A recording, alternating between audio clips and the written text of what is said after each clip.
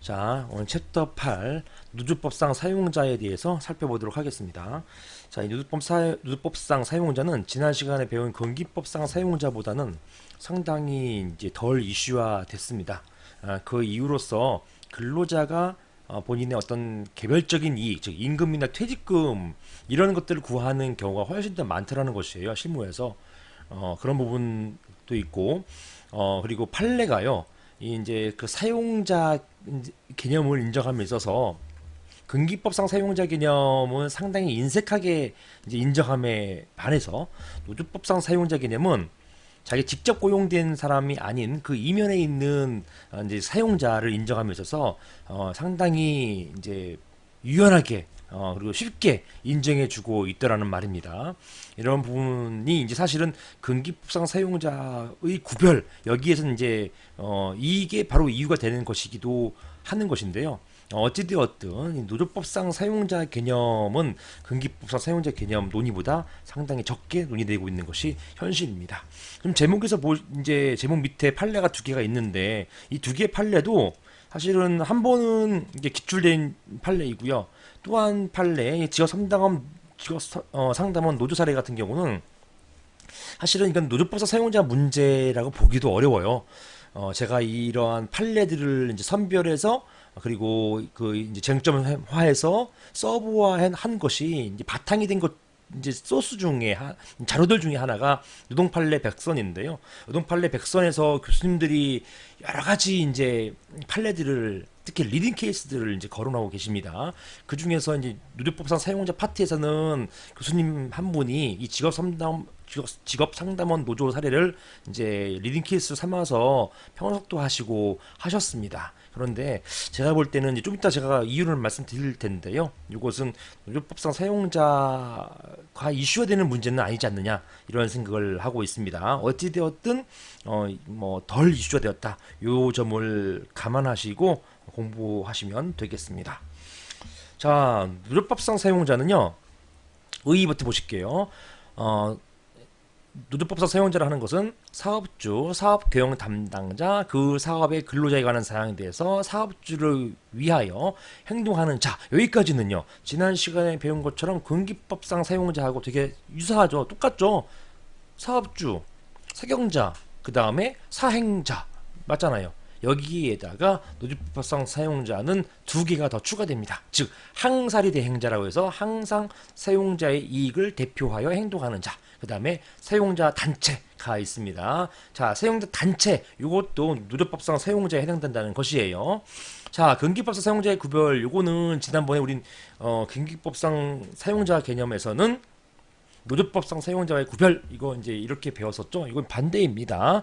자, 근기법상 사용자는 동법의 준수 의무자인 것이지만 노조법상 사용자 개념은 자 부당노동 행위 수규자, 그다음 노조의 상대방, 단지교섭의 상대방 이런 의미를 가지고 있다라는 것입니다. 자, 이것 때문에 근기법상 사용자 인정 여부하고 노조법상 사용자 인정 여부가 조금 달라지는 거예요. 핀트가 다르기 때문에 그렇다는 것입니다.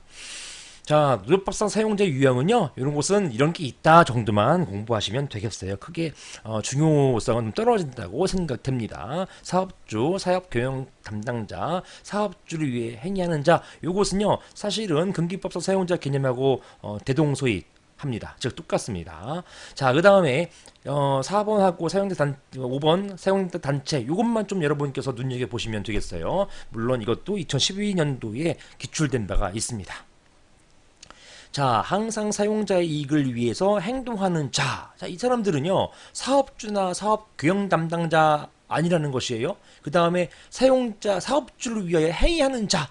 이런 것들 어떤 자였습니까? 우리 지난 시간에 배웠던 것처럼 인사급여 후생 노무 관리하는 이런 분들 근로자이기도 하지만 또 이제 사업주에도 속하는 이런 사람들이 아니라 이 사람들은요, 4번 항상 사용자 이익을 대표해 행동하는 자 이런 사람들은요, 어떤 행동 거지가 굉장히 중요한 거예요.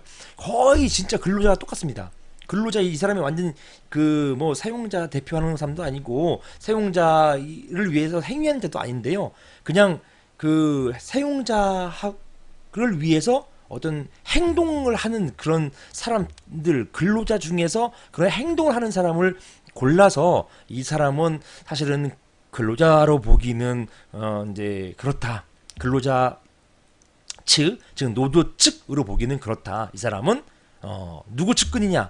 사용자 측근이다. 사용자 더 가깝다. 이렇게 보게 되는 것입니다. 여러분, 제가 이제 지난주에도 지방노동위원회에서 이제 유사한 사례를 하나 했는데, 사건을 하나 했는데요. 거기에서 이제 그 사장님의 운전하시는 분, 운전수예요. 이 운전수가 과연 사용자 측이냐 아니면 회사 근로자 측이냐인 것에 대해서 이 운전수는 거의 일거수일투족을 사장님하고 또 대표님이나 임원하고 같이 움직이기 때문에 친해질 수밖에 없어요. 그렇지 않을 수가 없습니다. 전화가 와가지고요.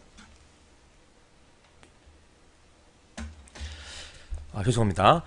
자, 그래서 보시는 것처럼 이런 운전수 같은 분들은 이건 그 사용자 측으로 봐줘야 되는 것이에요. 일반 근로자와 다릅니다. 그리고 실제로 그 제가 회사에서 그 분들이 운전수 하시는 분들이 행동한 걸 보니까 이분들은 거의 뭐 사장님하고 동급이에요. 그리고 사장님의 심지어는 사장님의 말을 그대로 이제 막 전달하는 전달자 역할도 하는 것이고요. 상당히 그 좀 그 사용자 측하고 상당히 가깝습니다. 그런 분들이 예라는 것입니다.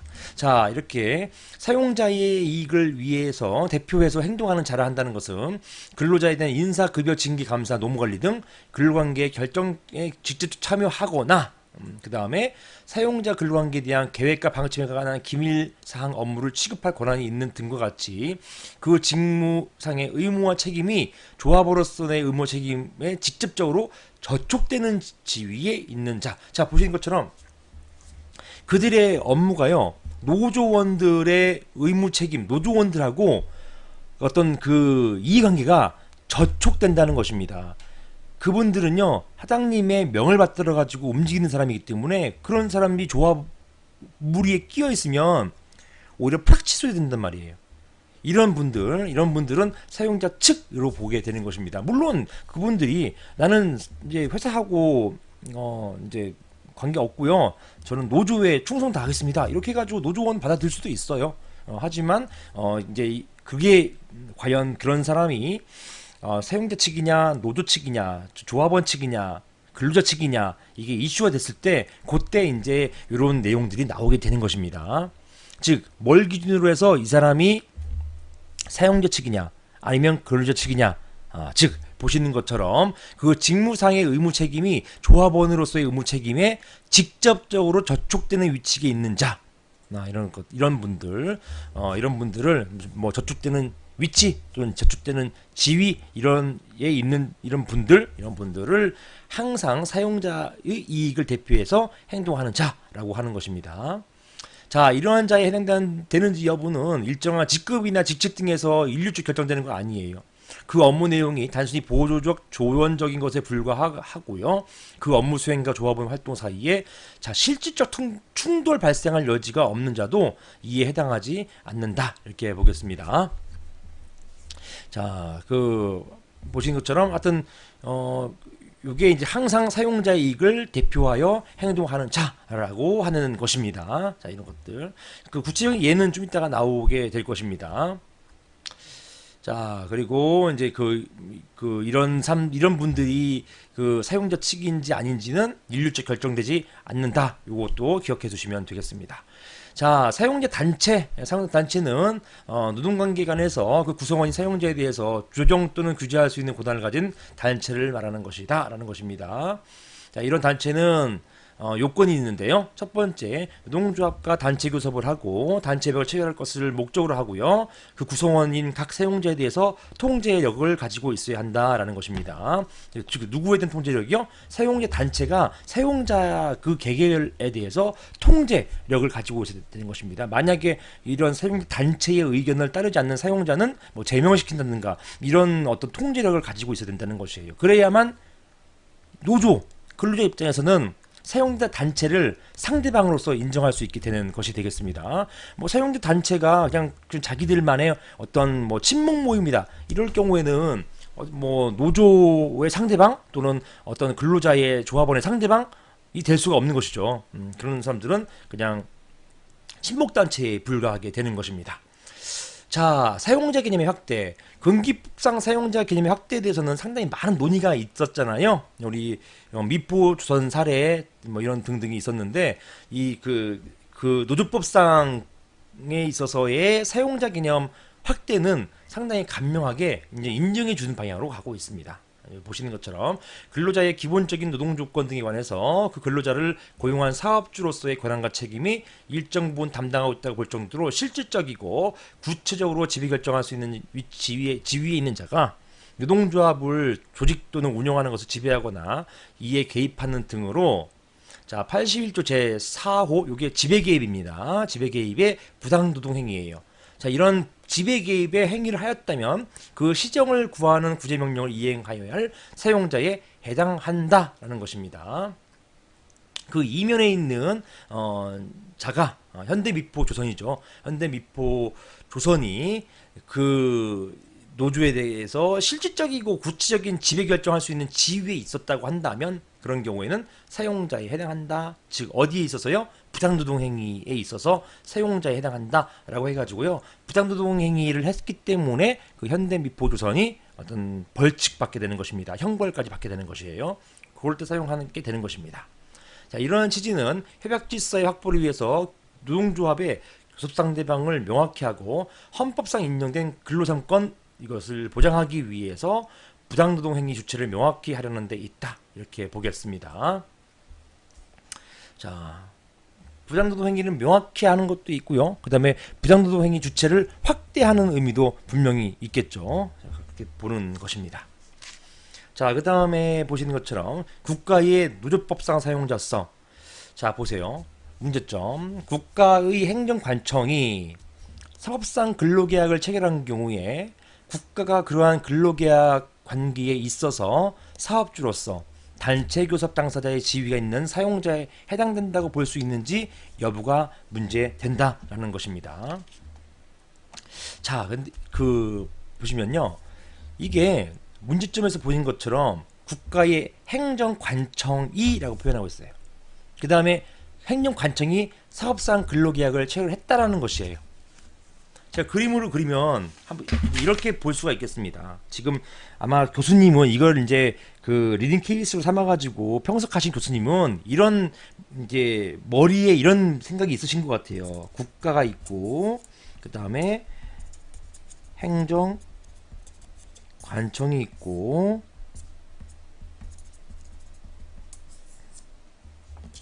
이렇게 사법상 보시는 것처럼 국가가 있고 행정관청이 있고 근로자와 어떤 사업상 계약을 체결한 이런 형식으로 생각하고 계시는 거예요. 그래서 이 근로자가 국가를 상대로 해가지고 사용자라고 할 수 있는지 사용자 개념이 확대되는 거 이렇게 이걸 말하는 것이거든요. 여기 보시는 것처럼 요 부분, 저 동그라미 친 부분 요거 있잖아요.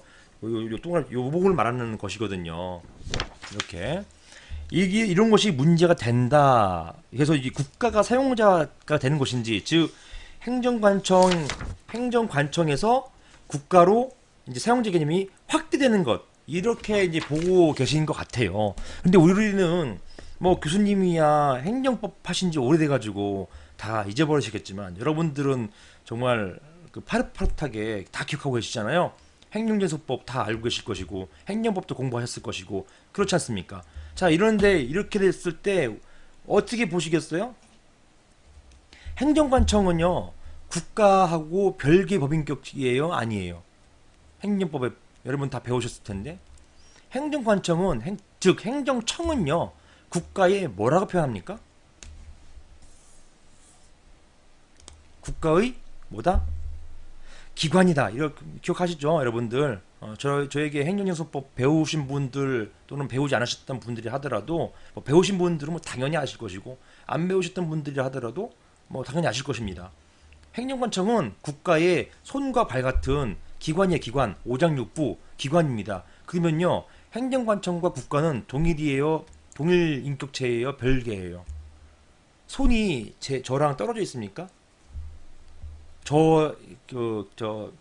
부변호사 같은 부변호사의 어떤 주체의 손, 눈, 코, 입 이런 기관이잖아요. 동일 인격체 아닙니까? 즉 뭡니까? 하나에 하나 이렇게 보시는 것처럼 하나란 말입니다. 하나. 이렇게 하나이기 때문에 이걸 구별해서 봄으로써 사용자 개념이 확대되는 것처럼 이렇게 그 이해를 하시는 거는 좀 적절치가 않아요. 그 행정법을 잘 모르신다는 얘기가 되겠습니다. 그래서 그 판례도요, 당연히 이런 전제 하에서 국가를요, 원래 행정관청은 국가의 기관에 불과하니까 사용자는 당연히 국가가 되는 것이잖아요. 너무 당연하고 판례가 당연한 그런 판시를 했어요. 그런데 이거를 선생님이 그 교수님이 오해하셔가지고 이걸 확대된 거다 이렇게 이제 평석하시던데 그거는 조금 문제가 있습니다. 다만 제가 이제 그 노동판례 백선에 이런 평석이 있기 때문에 저도 거기에 맞춰가지고 한번 논의는 해봤습니다. 오히려 거론을 해봤어요. 그럼에도 불구하고 여러분들은 이런 것들 다 잘 아시니까 그 교수님이 그렇게 오해하셨구나. 요거를 이제 여러분이 알게 되는 계기가 되었으면 좋겠습니다. 자, 그게 바로 이제 이 판례예요. 직업상담원 노조 사례. 자, 원고 노조는 고용노동부 고용안전센터에서 고용안전센터, 고용노동부 고용안전센터 또는 뭐 지방노동청 이런 것들 고용노동부 뭐예요? 부서 아니에요. 국가의 부서 아닙니까? 국가의 하부 기관들이란 말이에요. 여기에서 채용알선된 업무 종사했습니다. 노동부는 민간인 중에서 직업상담원 채용하기로 하고요. 이후 각 지방노동청이잖아요. 행정관청이에요. 지방노동청은 노동부 산하에 있고요. 노동부는 기관이잖아요. 지방노동청도 기관이다. 국가의 기관이에요. 국가의 늘어난 손과 발에 불과하단 말입니다. 자, 이런 노동청이 근로계약을 체결했습니다. 지방노동청장이 채용 관련해서 정권을 행사했습니다. 자, 노동부 직업상담원 규정 지정, 노동부가요 직업상담원 규정을 지정했고요. 당연한 것이겠죠. 고용보험의 사업주가 노동부 장관, 건강보험, 산재보험들 이것들은 각 노동청장. 이거는요 보험이나 아니면은 고용보험, 사대보험 같은 거 있잖아요. 고용보험, 건강보험, 산재보험 이런 것들은 거기에 그 실적에 맞게끔 나눠줄 수 있는 것이에요. 꼭 우리 이미 배웠지만 보험이 어떤 형태인지 보험에 따라 가지고 어떤 그 위치가 바뀌지 않습니다. 이거는 편에 따라서 이제 그 나눌 수 있는 것이란 말이에요. 아무튼 나눴다고 쳐요. 그렇다고 해가지고 이게 고용보험이 노동부 장관, 건강보험이 노동청장 이게 무슨 의미가 있느냐? 없어요. 없습니다. 큰 의미가 없습니다. 자, 그리고 원고 노조는 임금 교섭의 상대방을 누구로 할 것인지를 몰라서 사용자 지위 확인소를 이제 제기했다. 이제 원고 노조도 약간 헷갈려 버린 것이죠. 이거 나랑 직접 계약을 체결한 것은 내 근로계약서는 그 사용자로서 누구로 돼 있냐면 지방고용노동청 여기 보시는 것 노동청의 그 청장이란 말이에요. 청장. 그러니까 이 사람들은 그 노조 같은 경우는 청장이 나의 사용자인가 이렇게 생각할 수 있지만 이분들은 행정법을 모르시니까 그런 것이고 실질적으로 아무리 청장이라 하더라도 실질적 사용자는 누굽니까? 국가가 되는 것이죠. 왜냐? 이유가 뭐라고요? 다시 한번 말씀드리지만 행정청은요 국가의 기관에 불과하기 때문에 기관이 뭐냐? 눈, 코, 입, 손, 팔, 오장육부 이걸 말하는 것이에요. 판례 보세요. 판례는 지방노동청장과 근로계약을 체결한 지방상담원이 국가 상대로 사용자 지위를 확인을 구한 사안에서 만약 여러분이 이제 노무사 되셔가지고 이런 자문 같은 구하면 여러분들은 이게 의문을 가질 필요도 없게끔 이제 답변하실 수 있겠죠. 국가의 행정관청이 사업상 근로계약 체결한 경우 그 근로계약 관계의 권리 의무는 뭐다? 행정 주체의 국가의 귀속됨으로 너무나 당연한 얘기하고 있어요. 행정쟁송법 배우신 분들은 너무 잘 이게 무슨 말인지 알 것입니다. 국가는 그러한 근로계약 관계에 있어서 사업주로서 단체 교섭의 당사자 지위에 있는 사용자에 해당한다. 당연한 것이죠. 당연한 말을 지금 하고 있는 것이에요. 각 지방노동청장이 그 이름으로 직업상담원들과 사업상 근로계약 체결했다 하더라도 이것은 지방노동청장이 행정주체인 국가산하행정관청으로서 근로계약 참으로 처리한 것에 불과하다라는 것입니다. 기관이니까. 따라서 사업사 근로계약의 권리 의무는 행정주체인 국가에 귀속되는 것이고 따라서 국가가 사용자가 된다. 이렇게 보는 것입니다. 너무나 당연한 이야기였다. 이렇게 한번 보시고 이런 것들은 다음에 이제 여러분이 서브 다시 돌아가서 보실 때는 이런 것들은 이제 넘겨가시면 되겠습니다. 행정징송 지시 가지고 푸시면 되는 것이에요. 자, 다음은 사용자의 이익대표자. 요 문제는요 시험에 나왔어요. 한번 나왔습니다. 자, 회사에서 주임 등의 직급을 달고 인사, 노무, 예산, 격리 등의 업무 담당한다거나 비서, 여기 운전기사 있잖아요. 운전기사, 수의 이런 등으로 근무한다는 사정만으로 자, 이들이 곧바로 노조법상에 항상 사용자의 이익을 대표하는 행동하는 자에 해당한다고 볼 수 있을 것인지 여부가 문제된다. 자, 운전기사, 수의 아저씨, 이분들은 그 수의라고 표현하지만 사실은 이 그 대부분 다 뭐 대표나 그 회사를 위한 보안 요원들이잖아요. 그죠? 운전기사 완전 회사 그 임원들의 최측근 아닙니까? 뭐 주임이나 직원들이 운전기사가 모는 차 타고 다니는 거 아니잖아요.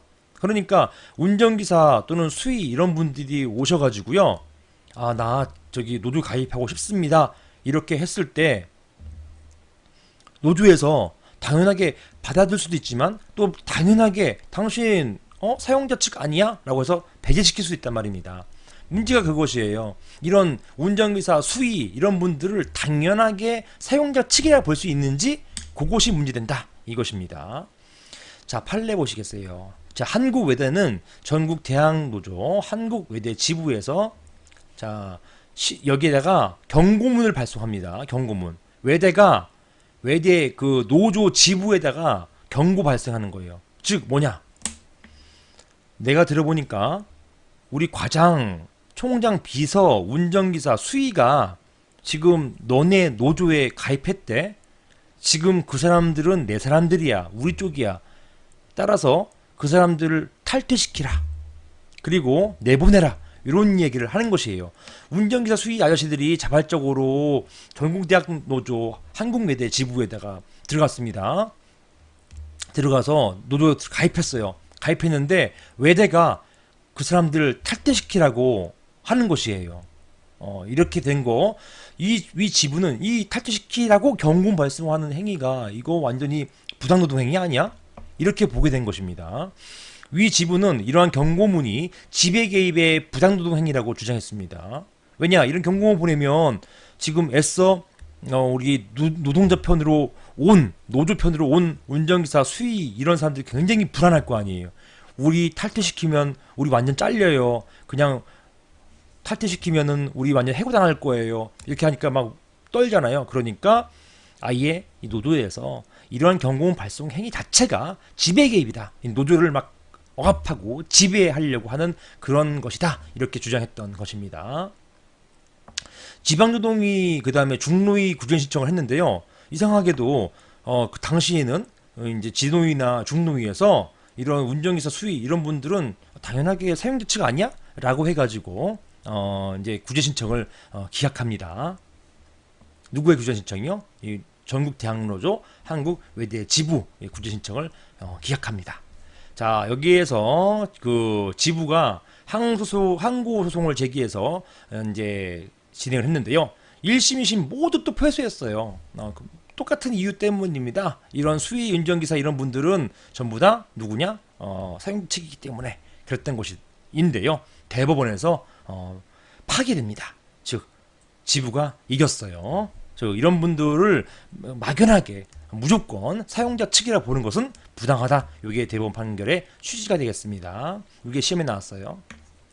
판례는 한국외대가 학교 노조와 단체 교섭 과정에서 지부의 조합원 중 과장급 직원, 총장 비서 내지 전속 운전기사, 수의 등에 대해서 자 이런 사람들이 사용자 또는 항상 그의 이익을 대표하여서 행동하는 자임을 이유로 자 한국외대 지부 탈퇴를 내용하는 시정조치를 지부에 요구한 것. 자발적으로 남한으로 간 북한 병사를 빨리 내놔라 이렇게 하는 거랑 똑같다 생각하시면 되겠어요. 이것이 바로 부당노동에 해당하는지 여부가 문제되는 사안에서 자 주임급 이하의 직원들의 경우 그들이 인사, 노무, 예산, 격리 등의 업무를 담당한다든가 총장, 비서, 운전기사, 수의 등을 근무한다는 사정만으로 곧바로 사용자의 이익을 대표해서 행동하는 자에 해당한다고 할 수 없다 이렇게 보고요. 그리고 그럼 어떻게 구별할 것이냐? 항상 수위라고 해서 항상 사용자 측은 아니다라고 하면서 그 수위가 사용자 측인지 아니면 노조 측인지 판단하는 기준이 뭐냐? 여기에 대해서 이제 이런 표현을 쓰고 있습니다. 실질적인 담당 업무의 내용 및 직무 권한 등에 비춰 볼 때 그 직무상의 의무와 책임이 노동조합원으로서의 의무와 책임의 저촉 동그라미, 이렇게 그들의 의무와 책임, 그것이 노조원으로서의 의무와 책임, 즉 반대는 책임의 반대는 권리잖아요. 그 사람이 그 사용자의 권리를 대표하는 자냐, 노동자의 권리를 대표하는 자냐. 그런데 그러한 사용자를 대표하는 그 자로 되어서 노조하고 저촉될 때, 이렇게 저촉되는 것으로 평가할 수 있을 때 그 사람은 바로 사용자 측이다. 즉 항상 사용자 이익을 대표해서 행동하는 자에 해당한다. 이렇게 보았던 것입니다. 그래서 대법원에서는 여기서 결정 내리지 않았어요.